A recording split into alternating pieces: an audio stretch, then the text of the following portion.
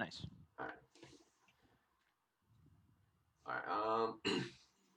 Welcome back to another episode of the Wet Brains, Wet Gains mini podcast. Today, Benjo and I will be discussing, well, the results of Mr. Olympia 2020, which happened quite recently. I just watched a couple videos about it just a while ago, so quite interesting as well to see their physiques and how much money they're earning, especially first place. Um, and then also we will be discussing about general nutrition, revolving around supplement usage that we've used, and things like that. So first thing first, what was your opinion on the Mr. Olympia 2020, the results and all that? Well, for the longest time, people have been wanting Big Ramy, my boy, to win for so long. Mm, mm, He just hasn't brought like before. Everyone keeps on saying that he just hasn't brought the conditioning. And he would always come in like really big, like massive, yeah. weighing in over 290 pounds most of the time on stage, which is insane. But this time, he brought the conditioning, and he still looked really massive in comparison to all the other bodybuilders there. And his quads, dude, His like quads are what? insane. They're His absolutely quads insane. are fucking like they're machines. They're not even human, bro. Like, Yeah, yeah, didn't he lose like 15 pounds for did he? that? Yeah, he lost 15 pounds. I don't know the exact numbers, but that's crazy. Holy But shit. what was those 15 pounds to even begin with? Because he was pretty lean, especially at Mm. that size. Like he had a lot of definition. Like he was fucking huge, really fucking huge.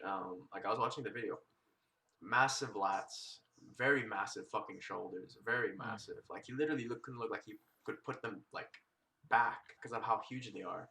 Yeah. And then his quads are so fucking massive as well. And obviously he had to lose some weight to like fit in there somewhere. And if he lost like a lot of body fat, because like what these guys are probably sub 5% Yeah. body fat. Like from what I hear, it's very uncomfortable to be at that kind of body fat percentage because you just feel like shit all the time. Mm. Like even if you're like that huge, you still feel like shit because you always have to eat clean and shit like that. And like his physique was really insane compared to like a lot of other people's theirs. Like he was much larger than a lot of them, more defined, Yeah. and it's just it was amazing to see. And like he really tried his hardest when I watched him do his poses as well. Pretty insane. Yeah, yeah. He's a fucking massive bodybuilder. Mm. And his quads, they don't even look like quads, dude. They look like something. I can't tell you what they look like tire tracks, like on legs. Like they're just so mm, big or whatever. I don't know. Yeah, I feel like the people wouldn't really understand how massive they are until they have like an actual like photo of him or like they see like a video of him, right? And like his whole thing about like winter is coming and shit like that. You Oh, know, that it's was good. like did you notice they were playing a Game of Thrones remix during the announcement of like the first place winner for Mr. Olympia? So I'm like, oh damn, Oh, I didn't notice. yeah, Damn, yeah, yeah, that's yeah. crazy. But like it was insane. Like his like the mass it's just insane to look at his fucking quads because they're just fucking humongous. And even like the announcers were talking about how massive his quads were. Mm. But yeah, like he really looked like he won it, right? 400 Mhm. was it $400,000? Something like that. Yeah, something Four hundred around there. thousand dollars for first place of Mr. Olympia. That's like a hefty paycheck, but like that's years of work just to like get that much. And then again, Yep. it's like also like the amount of effort he's been putting into it as well. Mm. Yeah, like especially this last part of his prep Mm, before the Olympia, because I think he got into the U.S. like I think a week or maybe a few weeks earlier than like the actual show, the Mr. Olympia. I forget, but um, like him and his training partner and his coach, like they worked really hard this year. They focused instead of the weight, like what his weight is. They focused on how he looked, which I thought that would have been like that's customary, like that's just primary. Like you're supposed to focus on how you look versus the weight. But I mean, I don't know. I guess different things for different people. Well, like I think because you have to like be a certain way to compete in certain like limits as well. Mm. This is men's open is the thing. So I mean, Mm. it's like you know, but yeah, I don't know, dude. Big like everybody wanted him to win. He won People's Champ, the People's Champ Award, and he also won the Mr. Olympia, which is Mm. insane, which is great. Yeah, and he still has a lot like to bring up in terms of his back and in terms of conditioning, because his lower back was less detailed than his upper back. But anyway, yeah, I'm just happy that he won, dude. Yeah, because Good like shit. he really looked like he deserved it as well. But like Mm, especially amongst the competition, it was pretty intense. The amount of like mm, how good a lot of these guys' physiques were. Like it was actually something to like aspire. Oh, it's just really something awe-inspiring to see how like the accumulation of years of work and have like these beast physiques is like a lot of reminder of like the golden age of bodybuilding back in the 80s with like Arnold. Granted, they're mm. very different from how it is now, but very similar in some aspects. I think the one thing that's sort of missing is just like the vacuum, I guess. But Mm. even then, you have to win some to take some. I guess. Yeah, which is nice because they added the classic physique section to the Mr. Olympia. I forgot what year that was. I think it was a few years back, like three. Mm, But yeah, they do. The classic physique is also really fun to watch. Um, Chris Bumstead won his second year in a row, so it's pretty sick. And his vacuum is insane. I think Mm. the vacuum in general is such an insane move to do, especially at something that big. That is true. Right? Like even Arnold like talked about it because like he obviously doesn't like the bubble gut thing. Mm. And I get that. I get that. It's not appealing to look at because like the whole point is to like be aesthetically pleasing when you're that size. And for some, it's more of like mass compared to the aesthetics, and I get that. But like I do think like the classic physique for like bodybuilding is up there for the ones that are the most aesthetically pleasing to look at. But I think when it comes to showing my effort and work, I think the other competition sizes, like the one that Rami was in, like even then it was like somewhat bubbly, but at the same time, like you, you can't really complain when you're that fucking massive. Like you Yeah, got, I sent you the classic physique champ, mm, Chris Bumstead, the taller guy on chat. I don't know if you can see it because no, do you have no, the thing full screen? yeah, it's full screen. I can't see it. Ah, rip. Well, anyway, yeah, you can see it after, but yeah, his vacuum's crazy. It's not. They're definitely not as big as the men's opens guys Mm. because they have a weight cap, but yeah, they still look pretty insane conditioning wise and vacuum wise. But yeah, all good, No, good shit. I'm just like curious like on what a lot of their routines are and what supplements they use or anything like that because Yeah, I feel like some of it might just be like pseudoscience because there's hardly any science that goes with it, and they just think it works because it's just been working for them. But just like for me, right, when you want to think about like supplements, you're obviously trying to think of it as a way to help yourself or get an edge in whatever thing you're trying to perform, whether it's just to lose weight or increase overall health. And we can sort of transition from there into like the next sort of topic for this episode is just like the supplements we use or anything else we take along. Well, because we're definitely not natty, but um, it, it's like the shit. Like, what else do you like take alongside with your like diet and nutrition, basically? Mm. Are you asking me? Yeah, I'm asking you. Oh shit. Yeah. So, well, initially when I started out, like, I thought supplements were the key to losing weight and gaining muscle. So, um, my friend introduced me to he introduced me to drugs. No, he introduced me to like BCAAs initially, and Mm, protein powder and the like run of the mill shit. mm, So BCAAs, protein powder, that was the shit. I would obviously have the BCAAs during the workout, and I would have the protein powder literally whenever I could have it in the morning when I wake up, and then yeah, I bet. before or not before I worked out, before I didn't really eat much before I worked out It because was I like wanted to lose after the weight. workout, like right Yeah, after the workout. it was after the workout. I put like 2 scoops, and I'm like, dude, I'm gonna get so fucking big, bro. It's the anabolic Shit. window, bro. Anabolic window. Yes, Yeah. exactly. And yeah, there was that, and what else? Creatine. There was also creatine. I'm Mm. still taking that now, which is fine because creatine's one of them research supplements. Been researched for such a long It's time, legal. but It's legal. it's legal. Don't worry. But yeah. I remember doing like the loading phase, because you have Yeah. to do the loading phase for creatine. And yeah, that was my like initial supplement stack. It was BCAAs, creatine, and just protein powder. Mm. What about you?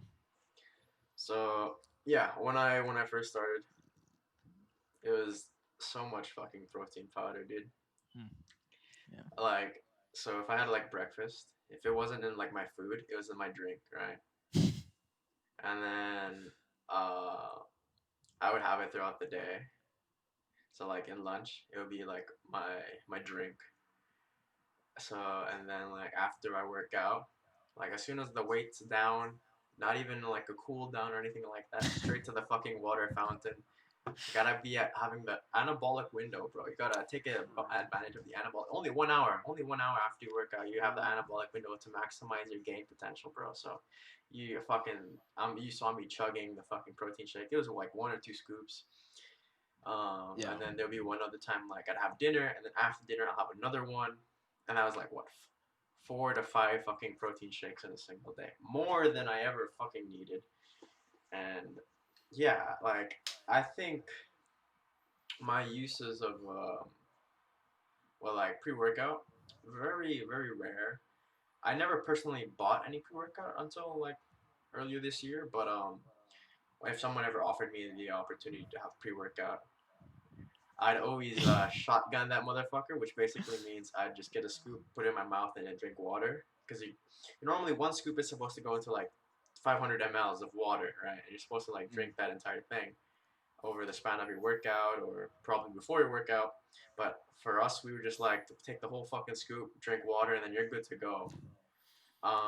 And that was my only like experience. Well, one of the very few experiences I've had with pre-workout. And like now, I don't really use it because most of my pre-workout is normally just coffee from like caffeine from coffee because I'm Mm. like on that natural kind of grind right now. But aside from that, it's just I just do like some other supplements on the side, mostly just for like health. For example, I do fish oil, like two capsules a day because I don't really eat that much salmon to get like the fatty acids that I normally need for like joint health and heart health. And then sometimes I take zinc.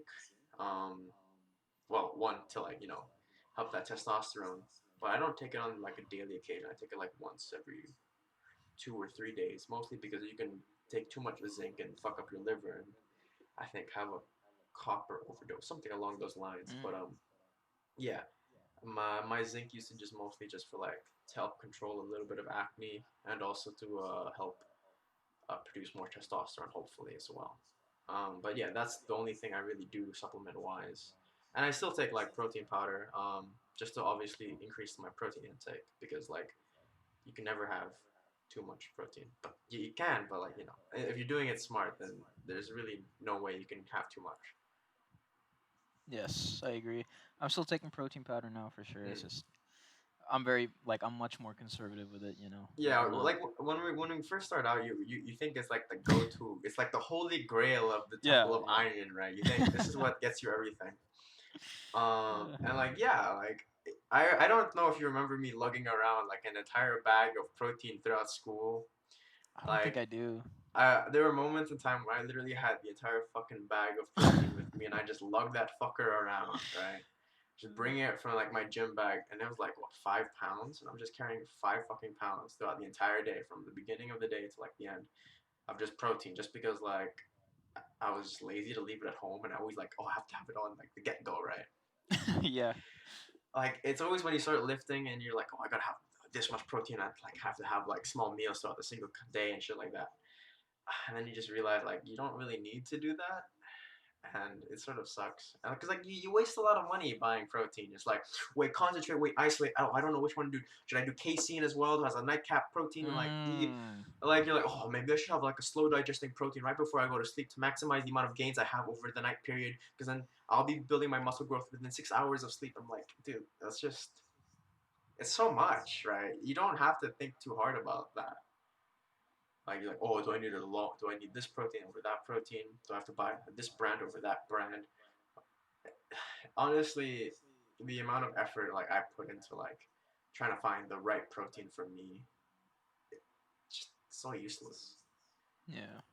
Because just like the run of the mill protein, as long as the macros are good, like 120 calories per a 30-gram scoop gives you like 24 grams of protein. That's all you really need. If you don't want Yeah. any carbs in it, then go for isolate. If you don't want to pay that much for isolate, then go for concentrate. And if you're vegan or vegetarian, there's other options for you. So like, you don't have to like try so hard. You don't need casein or any other of the fucking protein mixes as well. I feel like it just preys on you because like you're just ignorant because you just don't know any better. And I was like Yeah. that, you know. Yeah. Absolutely. Oh man, those were the days. I got casein protein at one point, man. I thought that shit was fire because I was like, I would take it before I go to sleep, and I'm like, man, I'm gonna sleep good tonight, and I'm gonna be growing while I'm sleeping. That's little I did I know. know that you grow already while you sleep, and I'm like, ah, damn. Well, it is what it is. Like you know, So the slow digesting versus fast digesting protein doesn't necessarily matter.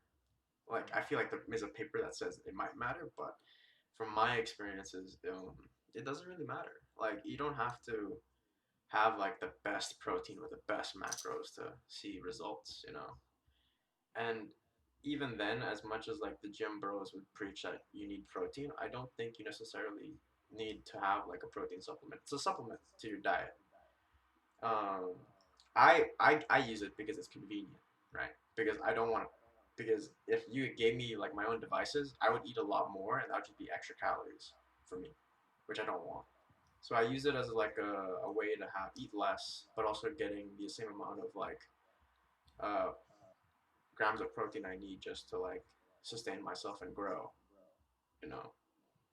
And I feel like you're probably in the same boat as well, because like you know, if it's not necessarily like a meal replacement. It's just something there to supplement how much you would like to consume on a daily basis. yeah, yeah, absolutely. Although I do enjoy that. I do enjoy you telling me about you lugging around 5 pounds of protein in your Dude, bag. Isn't that the strat though? Like you carry around 5 pounds of protein, you get those little micro tears in your muscle as you move around in the dude, day, it's all and then when about like the farmer's walk, bro. It's the farmer's walk. and then when Farmer's you're done, walk. you just take a scoop. It's efficient, dude. It's super efficient. So like the thing was, so you know how like some shaker bottles they have like the mini compartments that you can attach on the bottom. Yes. Oh So yes, dude. I had two mini compartments, a small one and a big one, and then the small Yeah. one would have one scoop of protein, and the big one would have two scoops of protein. Oh shit. So I'm like, oh, time to big math this motherfucker. So like in the morning, right, I have like I told you I have like one protein, right, and then during lunch I have a protein which is a small one, and then after my workout I'd use the big one which is the two scoops of protein. And already there, if we assume it's like 20 grams, but it's probably gonna be more than 20 grams Yeah. per scoop. So there's like 20 in the morning, 40 in the afternoon, and then like 80 like in total by the time I finish working out. And that's 80 grams of protein for like a 17 or 18-year-old guy. Yeah. In most cases, that's already enough protein because like you're trying to do, well, some say 1 gram of protein per lean body weight, which is like the amount of muscles in your body, like amount of muscle in your body. So like amount of actual like physical like muscle you have in your body. So like 1 gram of protein per pound of lean muscle mass. It really varies from person. Some people say it's like 1 gram of protein per like kilogram, but I would just like to do 1 gram of protein per like pound of lean muscle mass. So in most Yeah. cases, if you get as many grams of protein Oh shit. My as your camera weight, froze. Hold on. you should be fine because you the Oh fuck. imaging. Sorry. My bad. This is the Edge webcam, dude. Dude, it's the edging webcam.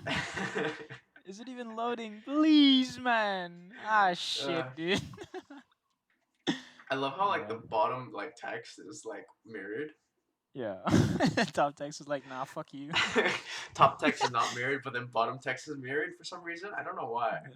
Oh man, I hit my fucking shin on the desk and the camera was like, "Nah, I'm done." Dude, it's really not working out for you, isn't it? Wait, it's I like turned. Oh, there you go. It's back. Nice. All right, Sick. but yeah, like the like you don't need as much protein as you think, to be honest. Ooh, that zoom, That baby. Zoom baby. Yeah.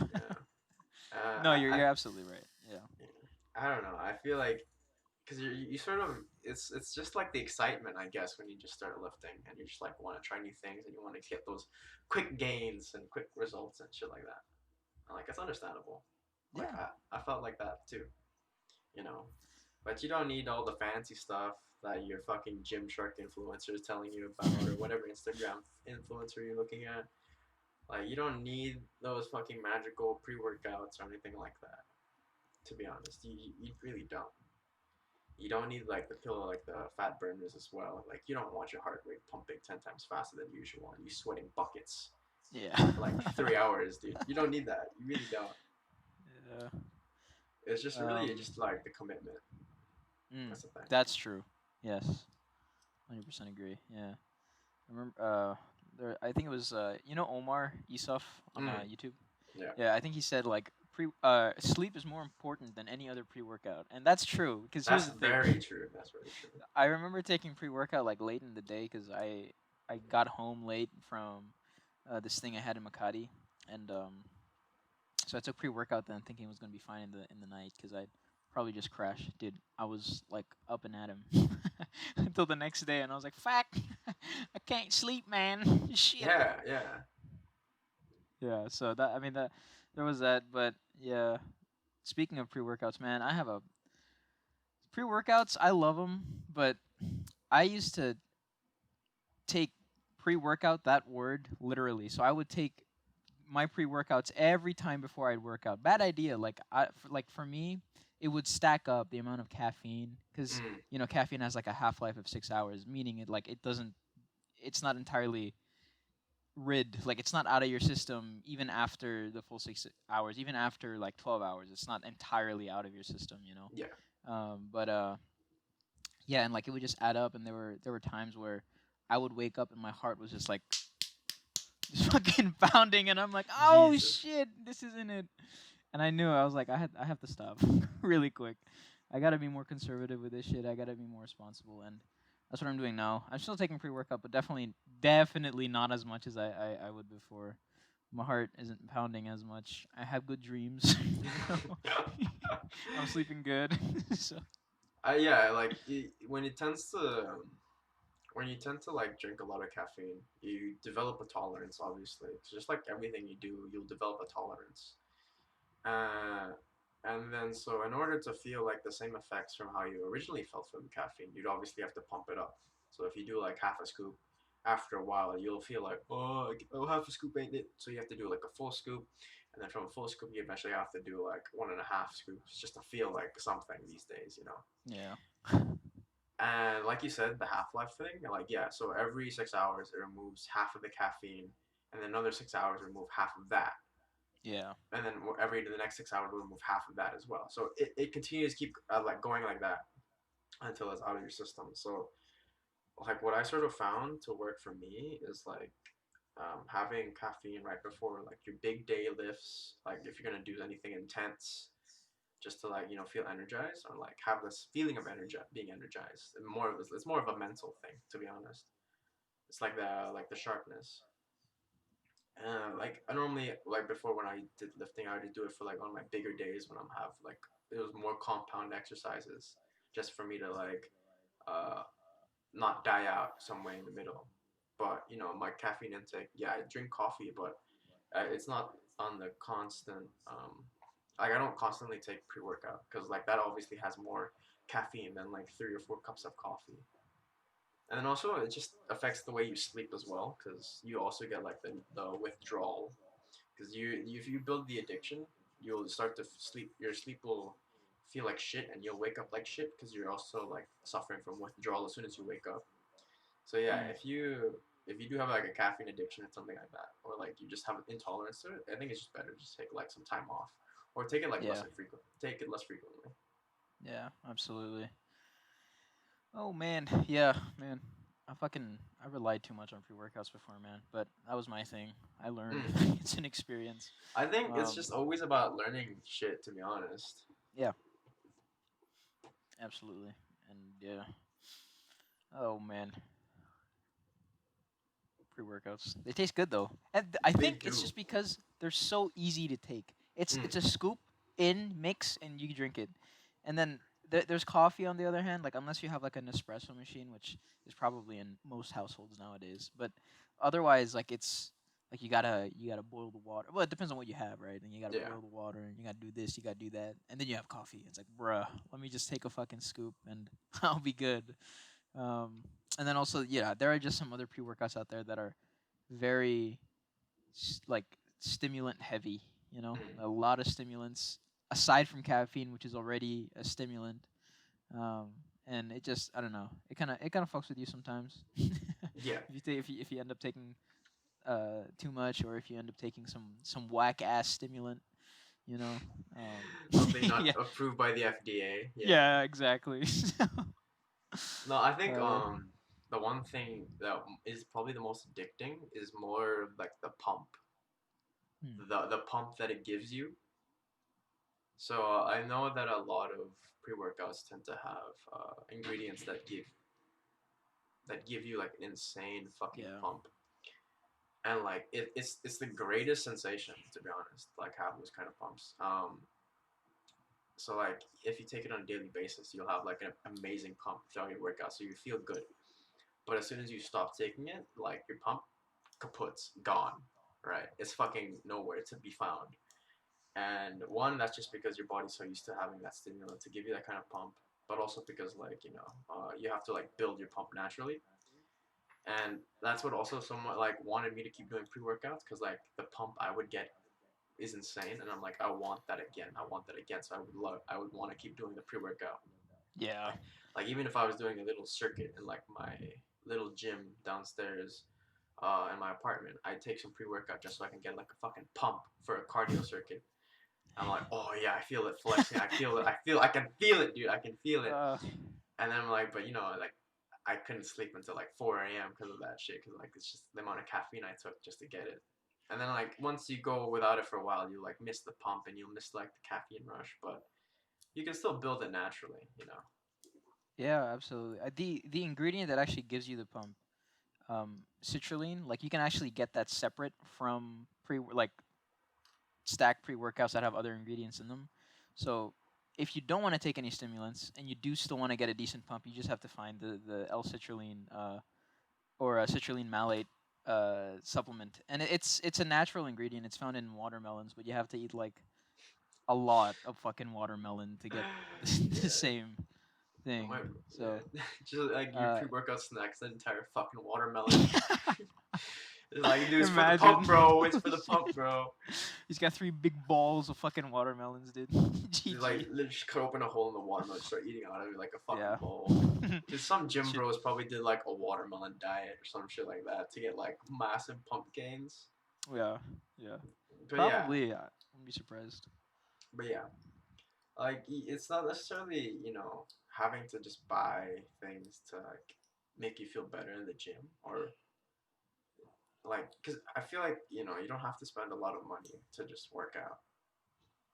It's just like we said before, it's just a lot of commitment. You know, like it's so easy to just get lost in that kind of like sauce because Mm. yeah, you don't know much, to be honest, and like we were in that exact same situation just because like this influencer said do this or this article said do this when in reality you don't really need to. And like, sure, if you're willing to shell out the amount of money that a lot of these supplements cost, like it's insane how so much of these fucking things cost. Like looking at like a lot of prices for a lot of the things here, like protein, a bag of protein for me is like $28 for like a kilo of whey concentrate, and isolate is like $36. Yeah, that's actually. And like Bruh. you know, it's so much money to spend, but I spend it just because like I prefer having that convenience, and I prefer having like the additional amount of protein. Just because like I don't want to eat as much, right? Because like if I wanted 20 grams of protein, like I have to eat like some more chicken, or I have to eat more meat, and I don't really want to do that just because like I'm trying to be more environmentally conscious and shit like that. Or I just don't want to like stuff my face as much because then I'll just like want to eat more throughout the day. So I use it to like keep me satiated. So it's Yeah. all about like the things that you're wanting to do for yourself, and how it fits into your diet and how it fits into your life. Like if you eat a very protein rich diet, then do you really need like protein supplements? Like probably don't, to be honest. And I think it's just something for people to think about. Like if you drink coffee, do you really need like a pre workout supplement? Because like you might get hooked to that shit. And I'm not saying like it's a bad thing, you know, but it's just tailoring your body and tailoring your goals to like whatever you need. And if you don't really need any of this stuff, then you don't have to like go into buying it. I wish I sort of knew that when I was like younger, because I just spent so much money on things because I just didn't need to spend money on them. Like Yeah. like literally, fuck, so annoying. Yeah, and there was also something about like throwing money at a problem. Yeah, Like, I ain't growing, so let me just spend some money on some really sick ass protein powder that does the same thing as like much or like significantly cheaper chicken breast that you can get at the supermarket, you know. yeah, And yeah, there's something about that that makes you feel empowered, but you know, like, does will it really help you in the long run? Maybe, but probably you'd be better off like getting or just having a nice diet and filling out the macros, the micros, so on and so forth, getting in the vitamins, so on and so forth. You'd probably be better off with that than spending more money on just incredibly expensive protein shakes and incredibly expensive supplements. So there's that. But yeah, speaking of good diets and good nutrition, well, I say we, but like, um, yes, like I used to have quite the shitty diet initially when I started. Like when I started, it was a bunch of starving with a yeah. side of with a Poverty. side of yeah, yeah, with a side of like a protein shake or whatever. And I thought that was the way to go, and it clearly wasn't because you need the carbs. I think we can all agree that, or like at least most of us can agree that we thought carbs were like the enemy. Like you really Yeah, shouldn't be eating. Yeah, right. You really shouldn't be eating yeah, carbs. They make you fat, but that just isn't the case. Carbs are just the natural source for humans. Like that's our natural source of energy. That's where we go to. yeah, But yeah, so like now, I'm definitely eating much better. You know, I have good carbs. You know, I got the oats. Had a bowl of them just now. You know, and I do have a healthy amount of protein in my diet and a healthy amount of fats because you need the fats too. Is the thing for mm. uh, balancing those hormones in your body, and then so on and so forth. But yeah, like it's a learning experience for sure. Like we have said time and time again. So. I think I used to be so afraid of carbs. Like I'm like Mm, carbs are like the devil. Don't touch them. Don't eat them. I don't want to ruin my fucking temple with carbs. And that's just mostly because you're eating like the wrong type of carbs, right? mm, As much as I fucking love white rice, that shit has like no nutrients, too many calories for the amount. Like a cup of rice is already like 250 fucking calories. Um, barely any fiber, barely any fucking fiber, and it's like hardly micronutrient dense.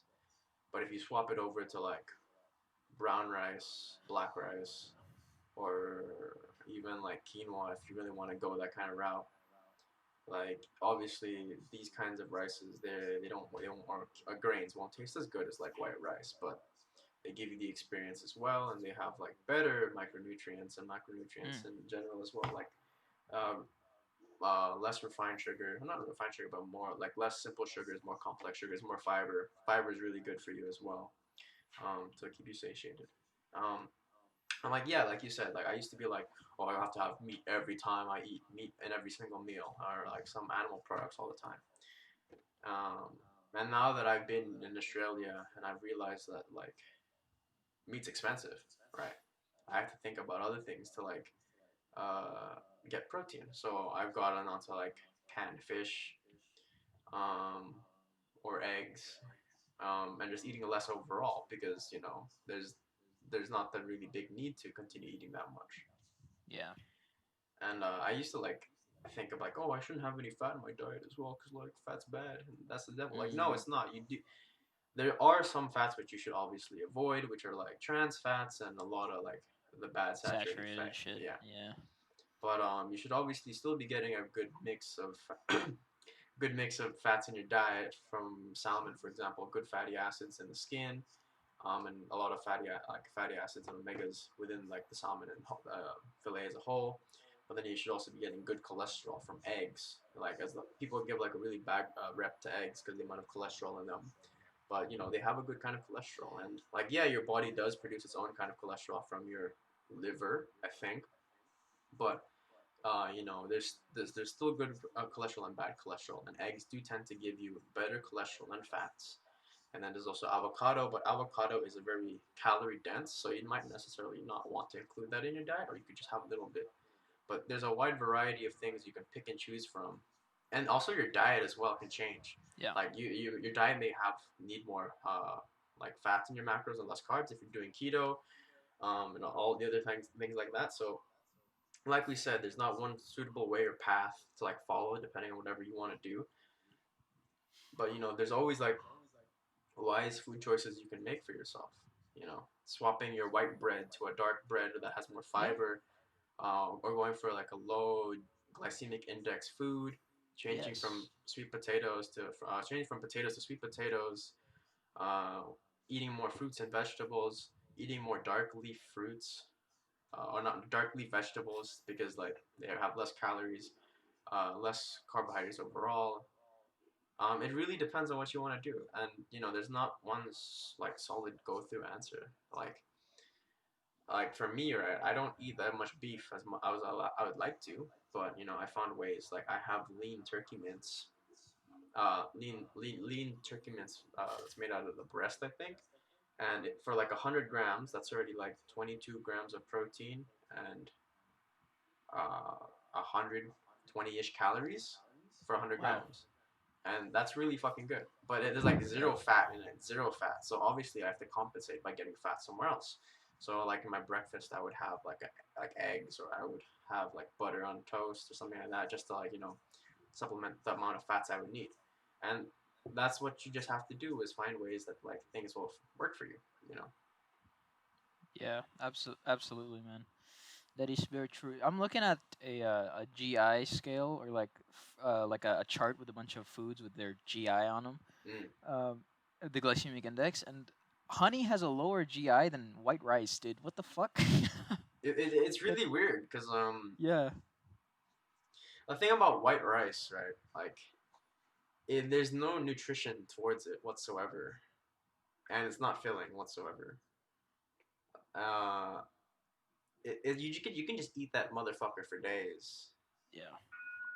It'll keep you alive, but Mm. it's not that good kind of alive. And like it's always just making the smart decisions to replace everyday things with other everyday things that have a similar, if not better, benefit. Like for me, I feel like low GI foods are better on the body because like it prevents like sugar crashes. 'Cause, like yeah, all carbs are sugars, but there are more complex sugars that take more time to digest. Yeah. And I think they're obviously a lot better because if they're just pure sugar and it's just or just like simple sugars, then your body doesn't have to process it as much, and it's just straight to the bloodstream, which can often cause like the crashes, like the sugar crashes, like from eating Yeah. a lot of candy and a lot of ice cream. But like if you eat something more complex, like darker bread or low carb bread or like the sweet potato, since it's Mm. lower GI than just an average white potato, you're not as likely to get those sugar crashes or it delays the sugar crashes because obviously it won't. And it's also to like help with diabetes. I think like the GI scale helps with people with diabetes because it can't.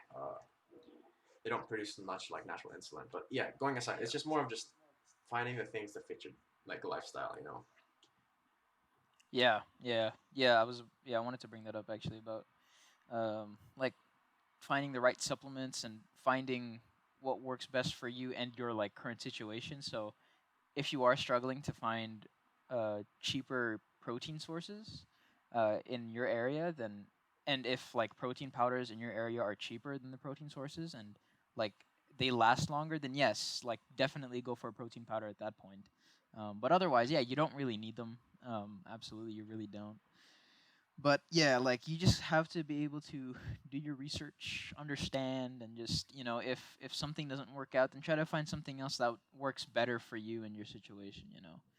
I'm still honestly dumbfounded that fucking honey is lower on the GI scale than white rice, because what like honey is fucking it's honey. Like I thought that was just straight up sugar, It but is. It is, but I think there's something with the way your body absorbs it because I think it's like in small amounts, it's quite healthy.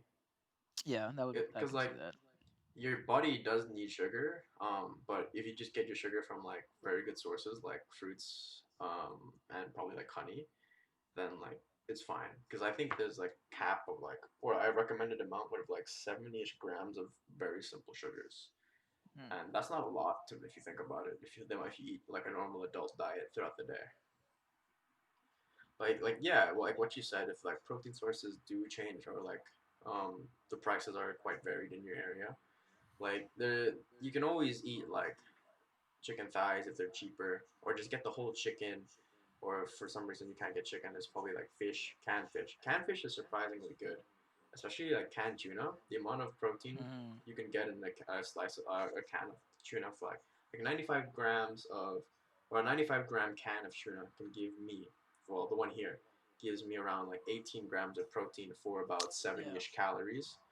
And I'm also getting the variant that has less mercury overall, because I think there's obviously different variants of like tuna, albacore and skipjack, and then I think the albacore one of the two has lower mercury compared to the other one. So obviously you have to make these kind of decisions as well, right?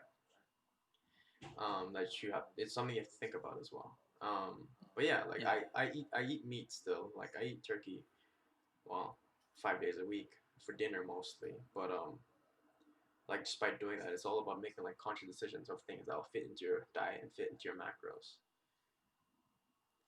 Yeah, absolutely. I didn't even realize there were different types of canned tuna, or like, There is this is. just tuna in general? So there's like albacore and skipjack, and then Damn. one of them, I can't remember which one right now, but one of them tends to have more mercury overall because it's a bigger fish.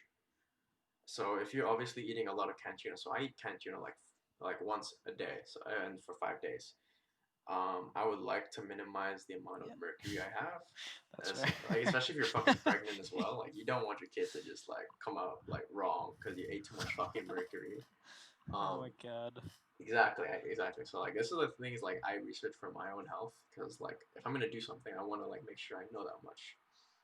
Like obviously, like I'm not like if you're gonna do like a fad diet or you're just gonna change your diet, make sure you like do research because obviously your body might interact with some things differently. Like for example, if you start eating fiber a lot, all of a sudden, like you just start eating a lot more beans, your body's gonna react like quite negatively for the first few week or first week Yeah. because you're eating that much fiber and it's not used to it. But Mm. like just because it reacts to it differently doesn't mean it's a bad thing. You know, Yeah, absolutely. Beans are good, man. beans are good. But yeah, beans are great. Holy shit. Yeah. Yeah, man. Fuck. Uh. But yeah, so like like I feel like it's a fucking common message at this point for every episode. But just do your research. It's really not hard. Yeah, Just that's do so your true. fucking research. Like the amount of work you could save yourself if you just go to the second page of Google, right? If you just look beyond and actually put an effort, because obviously, yeah, you can go past fitness with just like a very baseline limit, or baseline level of knowledge. But if you don't keep going, if you don't keep pursuing something else, or you just continue looking at like one path instead of looking at different multiple paths, then obviously you're gonna reach a point where you just can't keep going forward. Or maybe you can, if you really are like pursuing something for like the sake of your health, because you obviously want to prolong the amount of time you can spend on this earth, then like you want to be doing the research to help you find a way to keep your body as like intact as it possibly can. You know. Yeah, absolutely. Just it's the same message really. Like you really want to be able to do as much research as you can, and just if you've done most of the research and you still find yourself like unsure about certain things, go ahead and experience it. I mean, obviously, that's okay. Don't like if it's like 2 scoops of pre-workout and you're like, oh, I don't know what this feels like. I want to try this. Like, obviously, don't fucking do that. Like, I gotta experience this. Like, you're gonna die. Don't do that.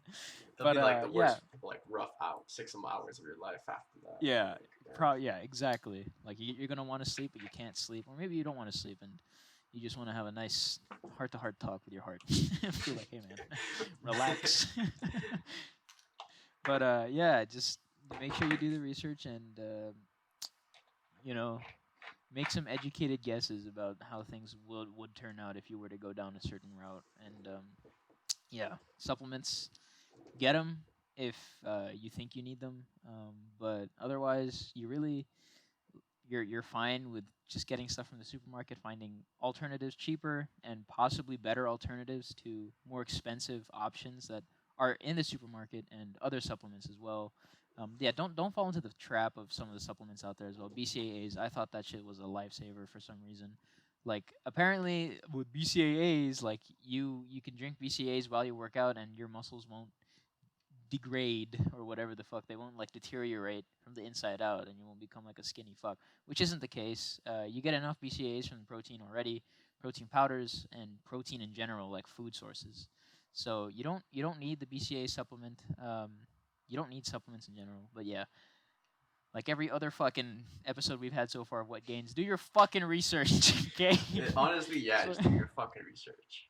yeah. Like, if you really, like, at this point, don't even want to care about what we say, then just do your own fucking research as well. Yeah, dude. Like, I've done my research, but I still always think that even if you think you know something, continue learning more about it, right?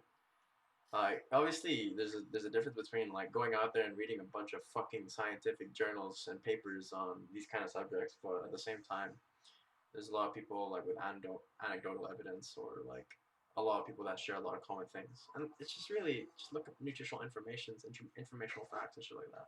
It's not rocket science. Yeah, It it's not. really isn't. It really Yeah. isn't. If both of us can manage to like read shit, I think you can also read shit as well. So it's not that hard. Uh, yes, I agree. Reading is the key, guys. Super easy. Like Yeah.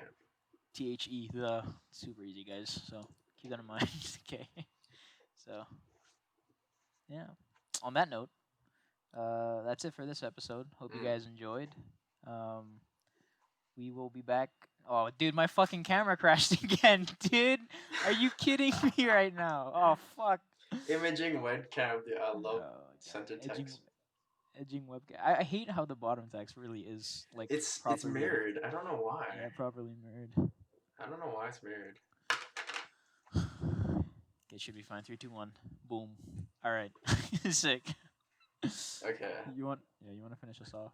You might. Okay, Phone well, might we crash. can finish it off. So yeah, thank you for watching another episode of the Wet Brains, Wet Gains mini series podcast. We hope you enjoyed, and we'll catch you in the next. See ya. Peace.